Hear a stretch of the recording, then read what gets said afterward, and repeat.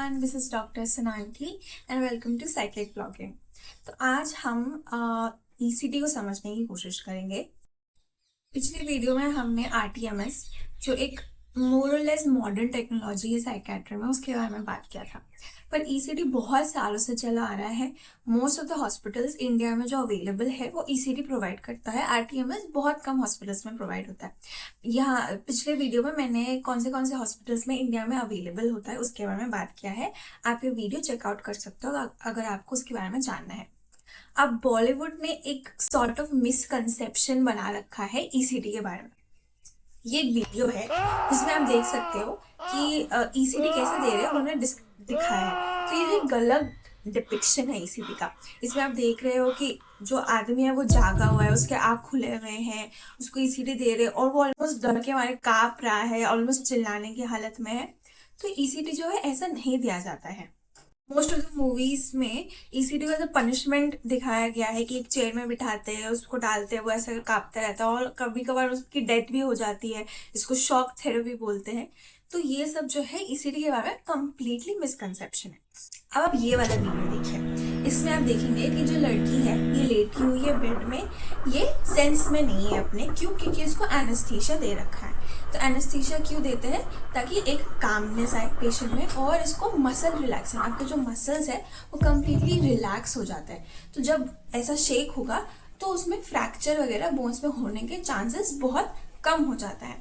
तो इसमें आप देखते हो कि यहाँ पे 2 इलेक्ट्रोड है। ये इलेक्ट्रोड है, इसको रखा जाता है और इन इलेक्ट्रोड के थ्रू करंट पास होता है आपके ब्रेन में, जिसकी वजह से पूरे बॉडी में ये मिर्गी या सीजर हम प्रोड्यूस कर रहे हैं बाहर से।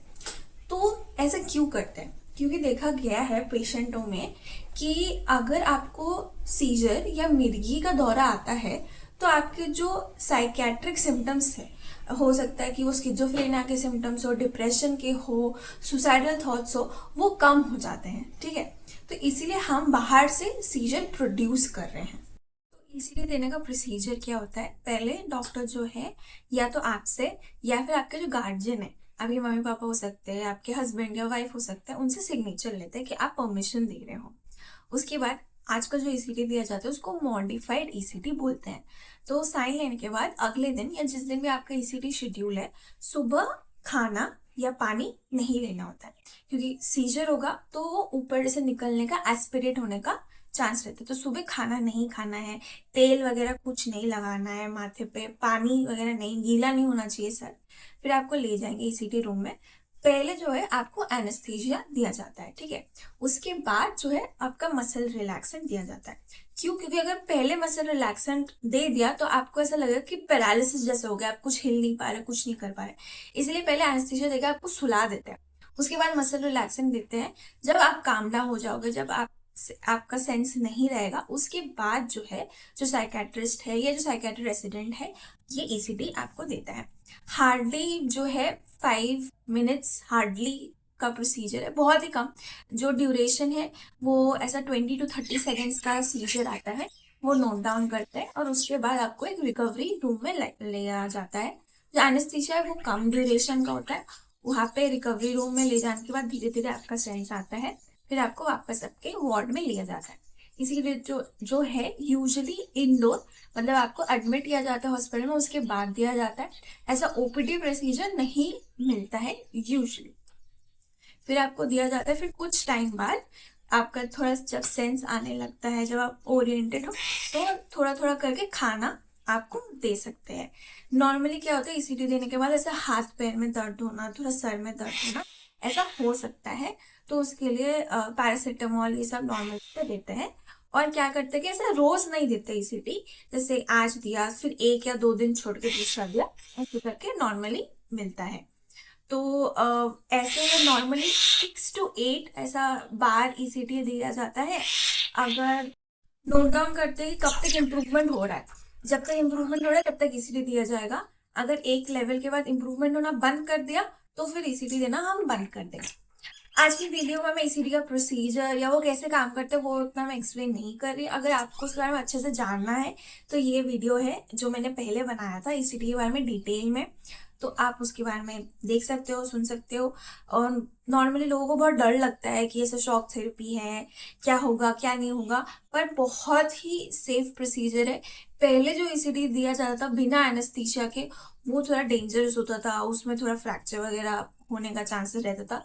पर अभी ऐसा कुछ भी नहीं है, कम्प्लीटली लाइक सेफ प्रोसीजर होता है। प्रेग्नेंट जो लेडीज होती है उनमें भी अलाउड है देना, जो ओल्ड लोग हैं उनमें भी अलाउड है देना। बच्चों में अभी तक 18 ईयर्स के अगर नीचे है तो एक बोर्ड होता है, रिव्यू बोर्ड, उससे परमिशन लेना पड़ता है, उसके बाद बच्चों में दिया जाता है। पर एज सच कुछ ऐसा जो परमानेंट जो साइड इफेक्ट है ईसीटी का, ऐसा कुछ भी नहीं होता है।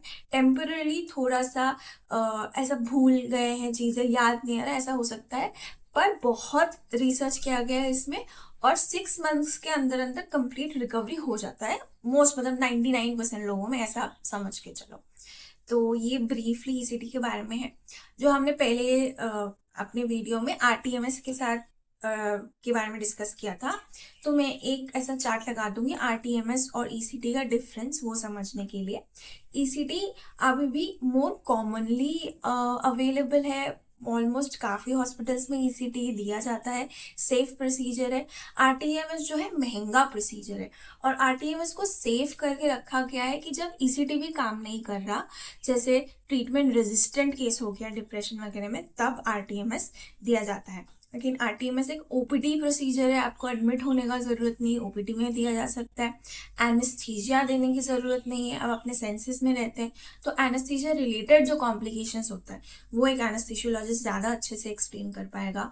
तो जो चॉइस ऑफ एनेस्थीसिया होता है, अगर हार्ट पेशेंट है, अगर लिवर पेशेंट है, पहले अगर स्ट्रोक वगैरह हुआ है तो चेंज होता रहता है, तो वो सब कॉम्प्लिकेशन आरटीएमएस में होगा ही नहीं।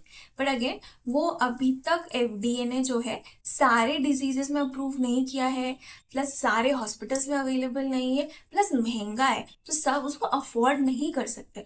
तो ईसीटी एक बहुत ही सेफर ऑल्टरनेटिव आप मान सकते हो। तो I guess that's it for today. I hope ये वीडियो आपको हेल्प करे।